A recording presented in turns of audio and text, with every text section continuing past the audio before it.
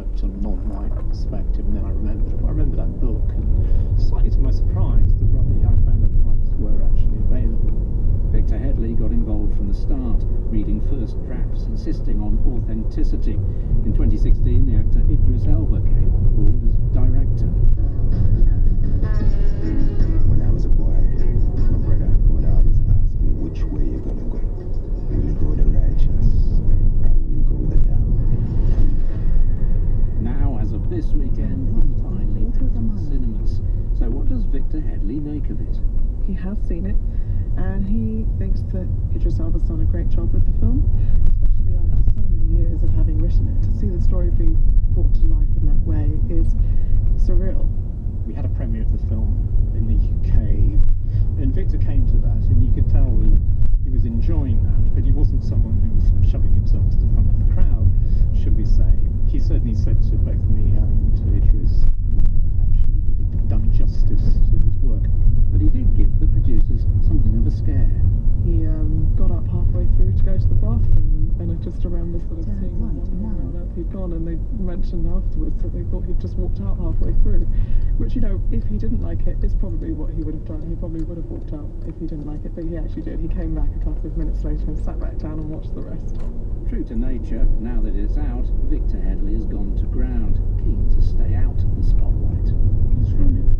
He's running again. Yeah. They want to see him and congratulate him, but he's not to be seen. He's still determined to be a recluse, isn't he? Yeah. He doesn't like to push himself out. He likes to be quiet. The film's release does seem to have galvanised his writing, though. Victor Headley has finished 3 stories in the past 18 months and would like to do more films, says his daughter Sol. So we now self-publish, so I do all his publishing for him. We've just published his first novel in 10 years. It's called Domino. It's a British-based urban drama, and we're also looking to have Domino adapted into a film. Selling this one through barbers and hairdressers and record shops. It's available on Amazon for now. Any chance he's going to come out into the limelight and do interviews and press? No chance. Not a chance. He's excited about it, but he don't show that excitement. He just said to me, I told you it's going to happen. And I said, 20 odd years. But he made it.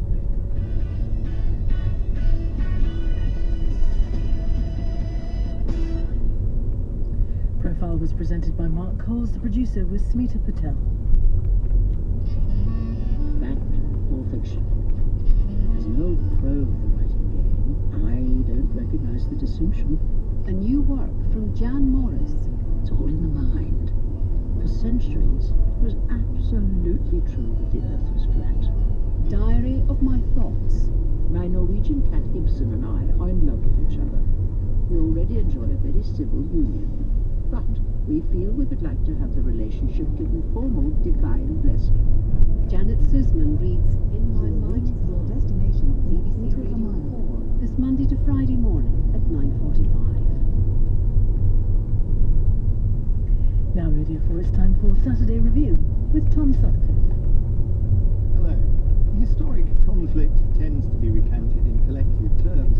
Communism versus the West, Greeks against Trojans, Hutu against Tutsi. But inside all of those generalities are single individuals trying to make sense of the forces affecting their lives. 3 of our subjects this week, Pavel Pawlikowski's film Cold War, Hugo Blick's drama Black Earth Rising, and Pat Barker's novel The Silence of the Girls, look at the intimate human friction of history, the scrape and the wear. With me to discuss them are the journalists Helen Lewis and Susan Jeffries and the theatre writer David Benedict. Also on the programme this week, Lady Marmalade and Your destination. Your Your destination is on your Lost left. at the Globe in London, and the accidental surrealism of science at the Whitechapel Gallery in London. We begin though with Pavel Pawlikowski's Cold War, which looks more as if it's been recently rediscovered in some Warsaw Pact cinema archive rather than filmed digitally in 2017. Shot, like his previous film Ida, in black and white and in old-fashioned Academy ratio, it's about a love affair between an older musician, Victor, the director of a Polish folk music academy, and one of his students, Zula. The authorities want the Academy's choir to be a living calling card